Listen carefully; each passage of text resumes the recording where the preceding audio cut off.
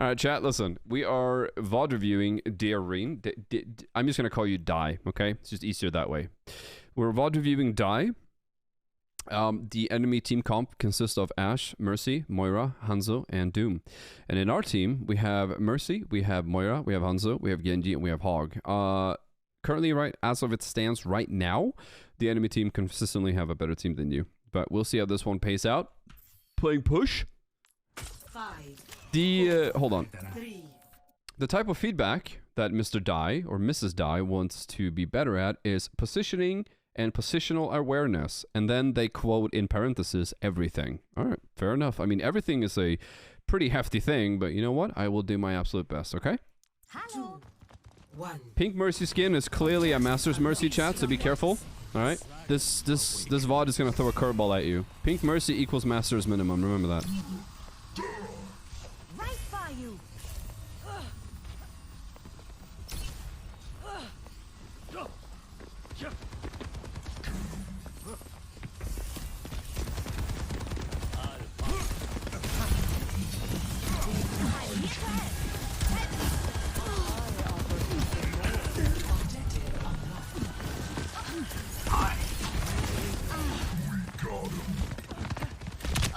I like that your Hanzo is kind of standing still in the corner and getting kills.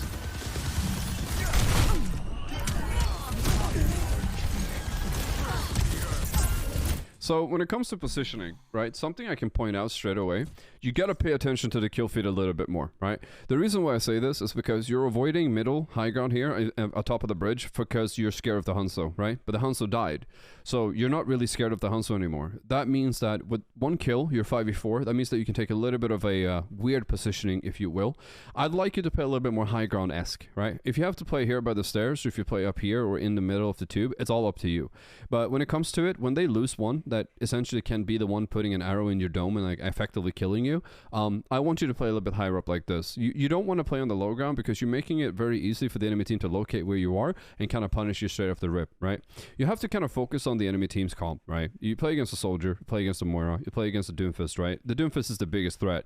You playing on low ground like this actually gives them an opening to kind of execute you, if you will. Playing a little bit higher up here, you're kind of making it difficult for him to actually get to you. And if he wants to go for you, he has to use his cooldowns to do so, leaving him burnable to your Roadhog. Do you kind of understand how positioning actually kind of wins teamfights half the time? It's not so much that we're avoiding imminent death. Him jumping up and trying to get you might actually be enough for him to kill you, but when it comes to it, he has to use cooldowns to get to you. Right now, you're in the middle of the fight. He doesn't have to seismic slam you. He doesn't have to block any damage from trying to get to you. He literally just have to Doomfist you into the wall, hit you once, and you're dead.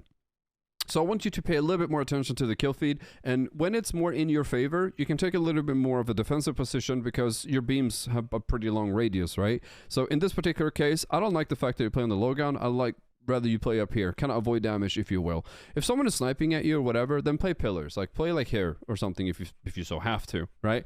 But avoid damage at all costs. So I kind of just want to point that out. This is a positional error, so kind of point it out.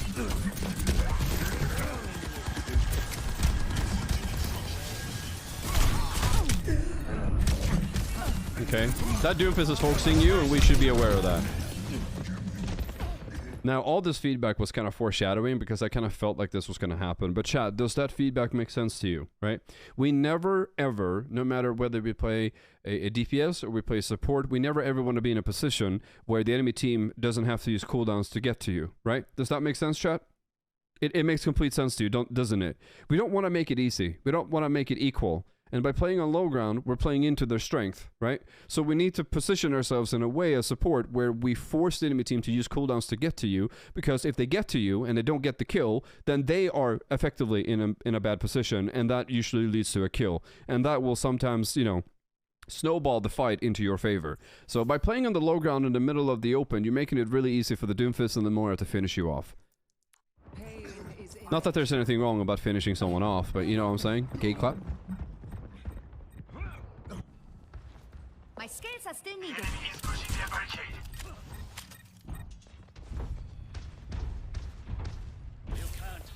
deiner Seite.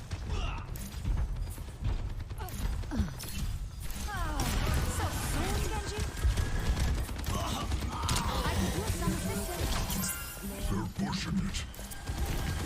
small thing. If you're resting, never stand still, right? Do whatever you have to. Get it into your head that every time you rest, if you have to fucking have a DPI switch and start spinning 900 yards a minute, then so be it, right? But never, ever stand still when you rest. If you're going to rest in this situation, right, you have perfect cover right here. And the problem is you walk up forward, you start resting. Look who's looking at you, right? Do you see it? There's a Hanzo over there. There's a Doomfist over there. There's also Soldier. All it takes is one perfect placed Hanzo shot and you're dead and you don't have a rest anymore, right? So effectively, what you want to do here is that do this instead, right? Do this instead. Rest here and move carefully around cover. Does that make sense? Never ever do it head on like this. Think about what you're doing, all right? And try and eliminate the process of them trying to get a kill on you. So again, I'm being a little bit nitpicky, but right now I kind of want to make sure that you kind of get it under your... Get it under your head a little bit that, like, if we're gonna rest someone, try and use all the covers that are given to you. Don't just do it right up in the open. You'll find yourself getting way more rests that way. They have prison ahead of us. Surrender to my will. Watch out for the Hans ult here. Now this is ethically. You can't save your Roadhog. Never die. No. Here we have to cut our losses, right? We have to understand that our Roadhog got caught out of position and there's absolutely nothing you can do to heal him, right? If you were on the other side, however, and the Hanzo ult cut you off, then it's okay to use Valk to make sure that your Roadhog stays alive. But here we have to cut our losses and understand that the fat piggy simply walked too far away from his hut, right? And in this particular case, you're wasting a Valk. This is not a team fight we're going to win. The strongest... role in the game is tank, right?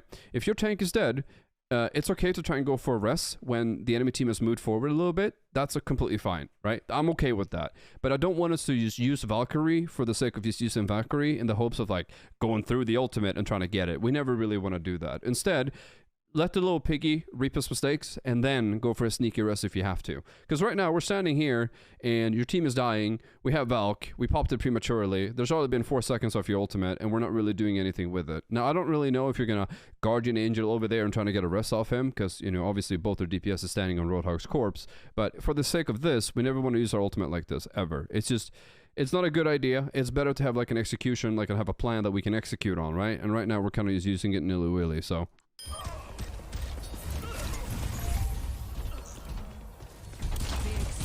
Yeah, as suspected, we kind of wasted Valkyrie. We didn't really make anything of it.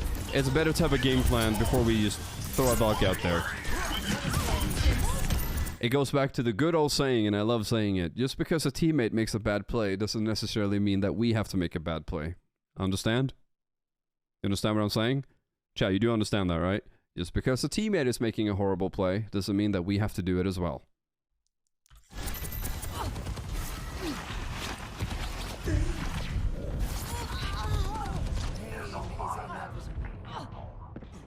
Your end is within my reach.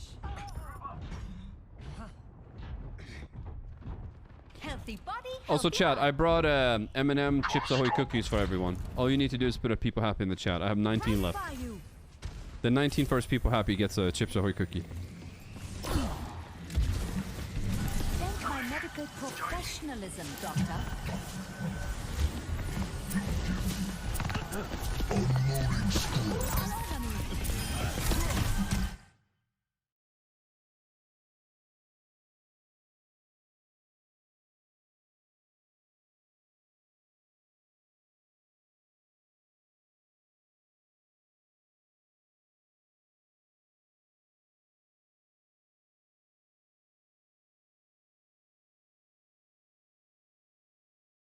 Why the fuck did I mute myself?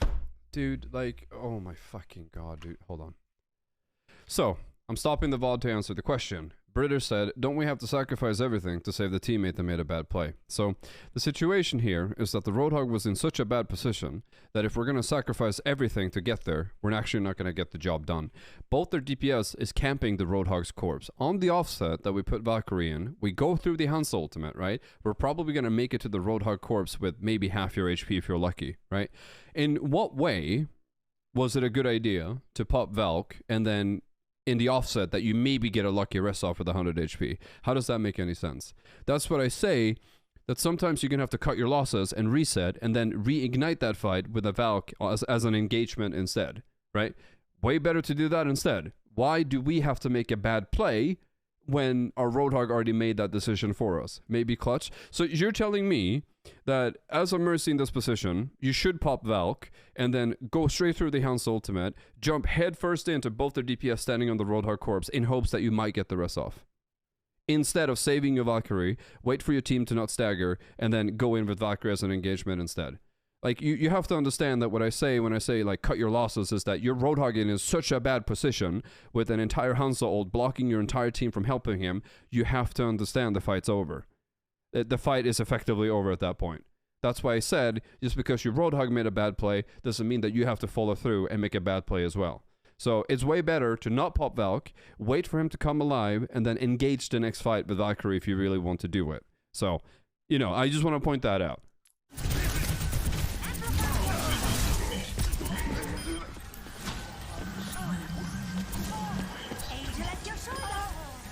And it's okay to ask questions. If you don't understand, by all means, chat. Fucking ask as many questions as you want in chat. You're not an asshole for questioning what I'm saying. Instead, I think it causes good.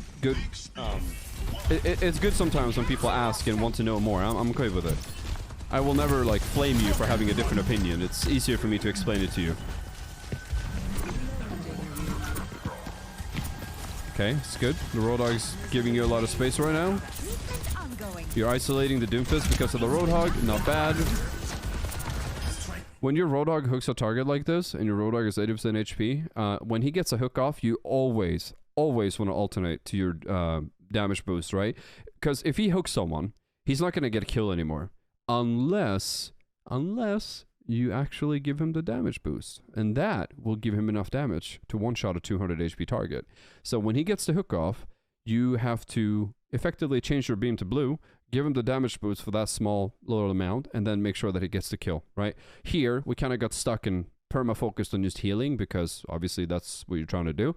But when he gets a hook like this, it's always okay to alternate your beam for that extra little damage. Heroes never die.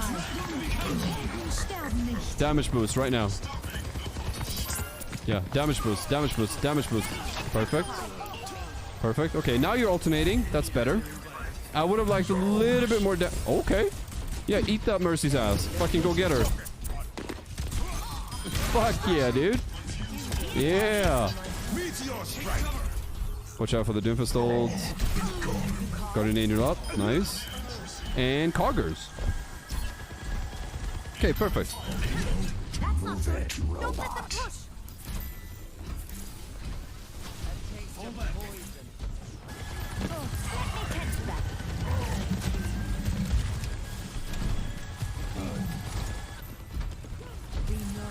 I would damage boost a little bit more often. Like, so, small things. Very, very small things, right? Your Moira is just not healing much, and I know that's putting a lot of pressure on you to heal more. I understand. But small things, such as seeing your Moira throw a damage orb into the enemy team, and they don't have a Genji to reflect it, it's completely fine to be damage boosting that extra damage, because that helps you and it helps the Moira as well, right? So I just want to point it out. We're kind of like locking ourselves in right now to only healing, but the biggest difference, the biggest like scaling of a good Mercy versus a bad Mercy, in my opinion, is knowing when you should alternate your heal and alternate your damage, right? So if you pay a little bit more attention to the way that your team is kind of using their damage cooldowns, and if you can reflect that with your damage boost, you'll notice that you'll get a ton of more value.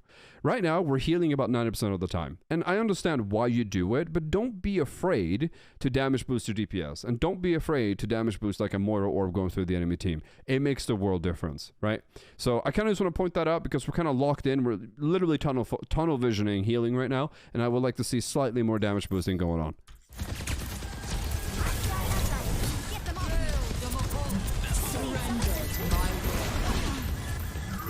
Right now, damage booster Moira. You completely damage booster Moira. Okay. Hide left side. Perfect positioning. Damage booster Roadhog. Okay. We didn't damage booster Roadhog. Two things. You could have damage boosted the Moira ult because she heals with the Moira ult as well, as she does damage. You don't have to do that. You don't have to be stuck on healing here. You could use literally damage boost the Moira ult and she'll do the healing for you.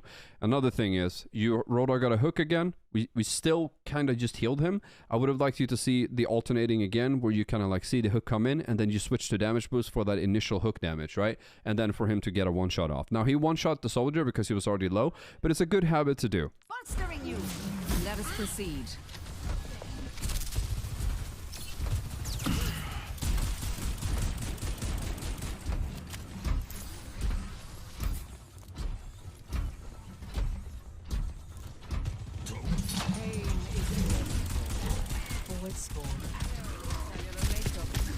Okay, it's good to do some damage when nothing is happening.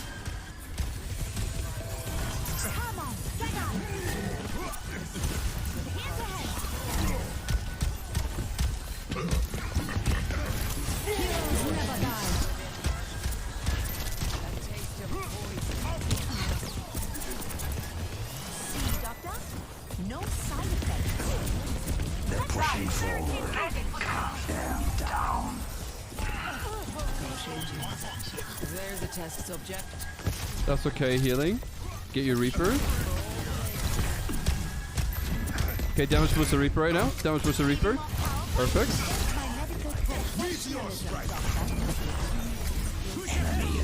Okay, good understanding of where that ult is going. Okay, we kind of fat fingered the Guardian Angel there. Okay, now it's much better alternating. Good, don't let the Moira harass you for free. I like that. Okay, good alternating between damage and healing. I don't mind that at all. Your team has supply damage increase. We must regain the lead. Pain is inevitable.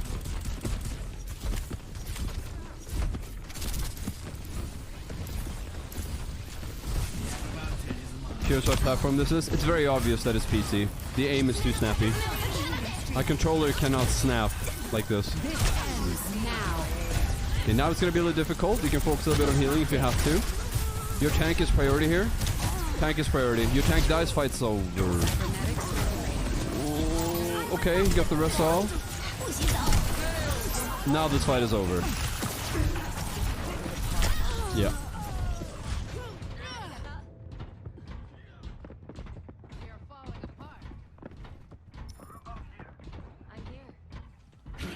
Making a full recovery. Greetings.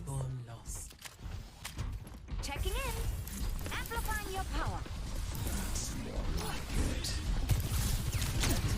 Not so fast. My ultimate is ready. Go. How did they catch up? Heroes never die. Reaper a little bit out of position.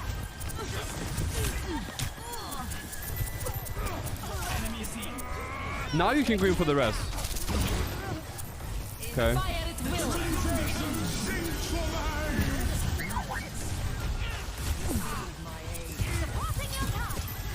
Damage boost the blade. Okay.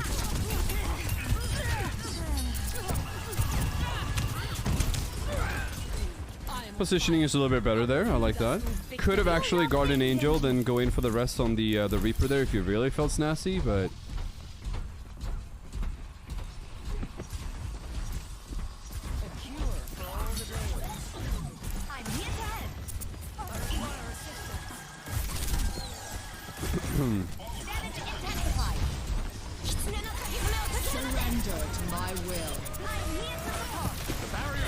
Yep, damage from the sentry form, that is correct.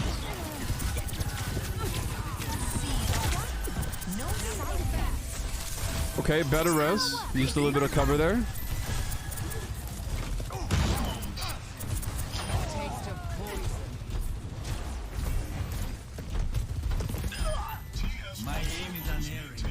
Okay. I mean, you probably already know this, but every single time Bastion pops his sentry form, we always put a damage booster, right? Always. The barricade must stay in motion. Amplifying your power.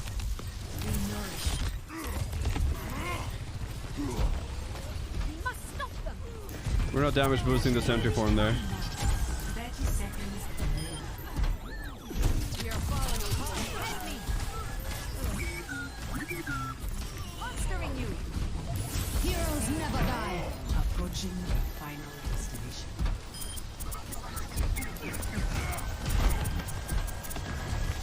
This ends now.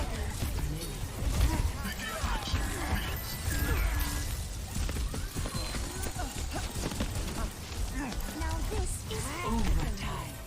There's much for you to Good rest. let the push commence. Okay, so a couple things I want to speak on.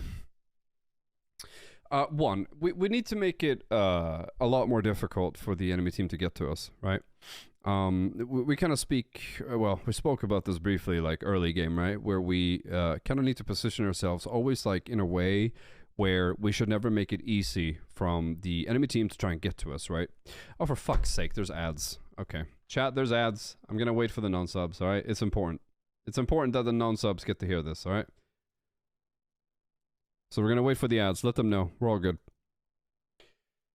They're vanquished. Okay, good. Okay. So we talked about kind of your positioning, right? And how we need to kind of like think a little bit where we stand and where we are at any given time. And the reason why that is so important is that we need to make sure that if the enemy team is going to go and try and kill us, they need to use a lot to get to us, right? Felt to me like throughout the game a little bit, to be honest with you, that we're kind of in a position where we're not really allowing ourselves, like we're allowing ourselves to get caught in really bad position.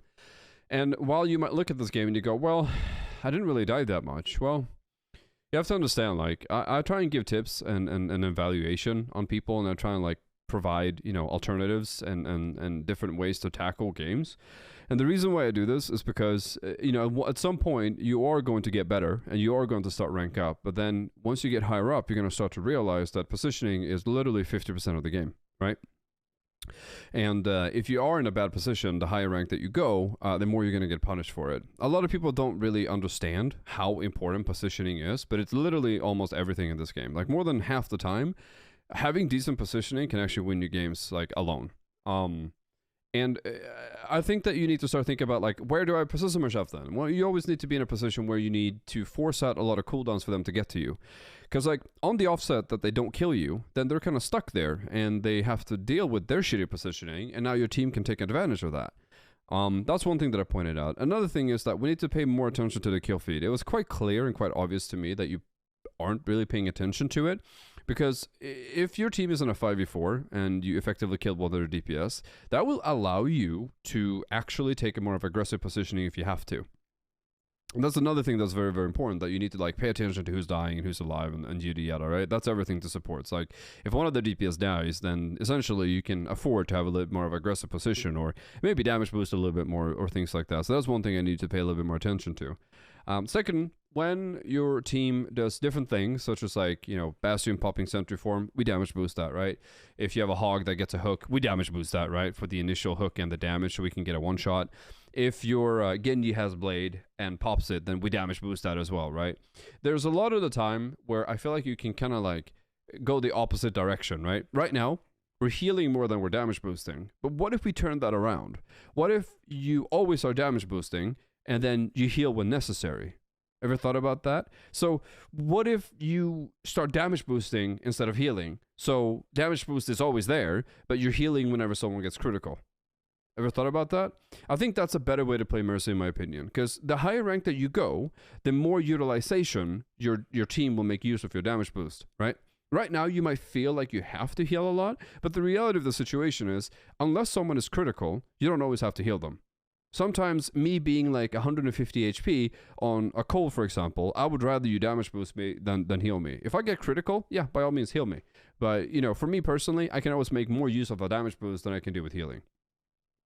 But yeah, I think those tips are more than enough for you. I think there are more things I want to point out, but the reality of the situation is that I guess one thing I can point out is that when you're resting someone, always try and find cover. Always try and hide behind cover. Never do it like straight on the open, right? I don't like that. And a couple times that we did some rests where kind of like you're standing there, and you know, if the Hansel player was slightly better, you would have got domed every single time, right? So take that as you will. I think that's more than enough. And integrate that sort of into your gameplay a little bit. And I would love to see like a continuation of this a couple weeks down the road. You're a decent Mercy. I mean, your damage swapping is pretty good. You have a good understanding of how to lead your shots with projectile as well. Is something that I really enjoyed watching. But for what it's worth, I wouldn't be surprised if you take these tips, you kind of, you know, really, really hammer them down and you focus on them in your actual gameplay. I wouldn't be surprised if you start climbing. But yeah, I appreciate you for actually letting us VoD review, and thank you for giving us some content. And hopefully those helps will like hit you straight in the, you know, straight in the brain, and you can do something with it. But